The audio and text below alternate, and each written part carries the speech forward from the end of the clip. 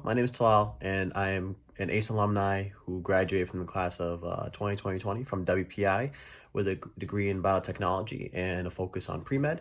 I am currently a student at BU School of Medicine for my second year doing a master's in biomedical science, and I actually currently work at Moderna as a manufacturing associate producing the Moderna vaccine for coronavirus. So I've had an exciting few years, and I'd love to talk to you about it and how ACE kind of shaped me into the person that I am today.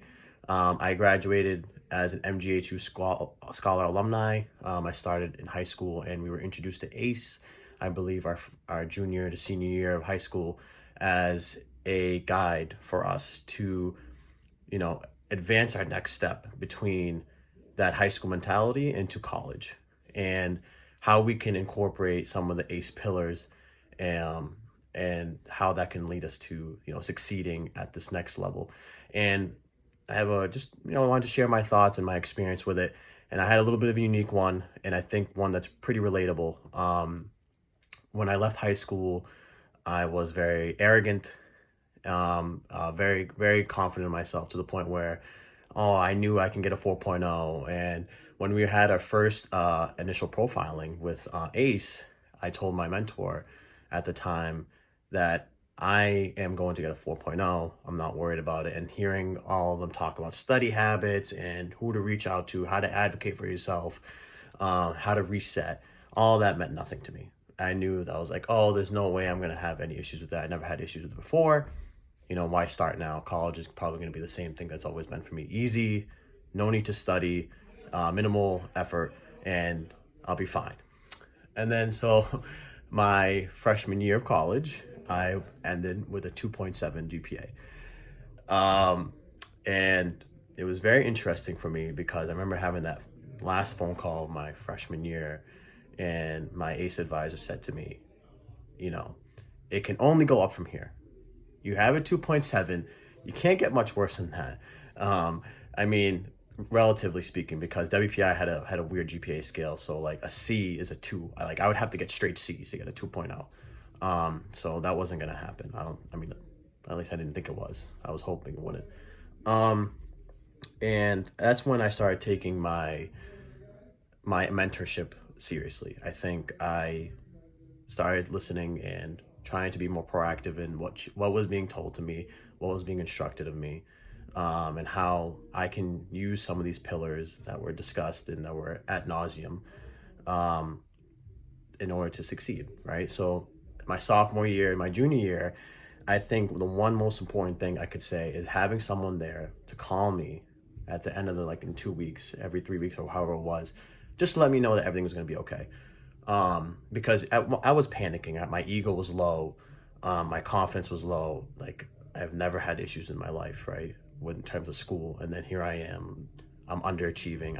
I see students that are studying and succeeding, getting 90s and 100s on their exams while I'm struggling to get like an 80, right? So that was a big slap in the face to me. And I think the one big takeaway I had was that my ACE advisor, who I thank everything for, honestly, really just told me that everything was going to be okay. And, don't stop trying just because, it failed. You failed once. You don't give up on what those foundations that you have, right? Which is reach out and study harder and learn how to study smarter. Sit back and look at yourself and say, what have I been doing wrong? What could I have done differently? And how can I then actually implement this into my study habits, into my career, into how I interact in class with fellow students, with my professors? And that's the hardest part is it's easy to recognize, but it's difficult to actually do it and implement it. And I think that those ACE pillars and having those weekly phone calls or bi-weekly phone calls really helped me implement it, actually. And I think that was the catalyst for me to improve, because I saw my GPA go from 2.7 to 3.5. I made Dean's List, I think, twice, my junior year. And then my senior year, I also finished off, even with COVID, I had straight A's my last 2 semesters. I think I had a B plus in there, but I think that was my my MQP, not my actual course. But besides the point, I ended up succeeding with graduating with a distinction honors, which is one of the highest honors you can get at WPI. It's where your MQP and which is your major qualifying project, your IQP, and your GPA have all exceeded expectations. So that meant a lot to me, and it was a testament to not only my individual hard work, but I would say it was really to my ACE advisors. And the biggest takeaway message from this is that you're going to enter your college program wherever you are, whether it's a private institution, a public institution, or a community college, and you're going to think you're at top of the world.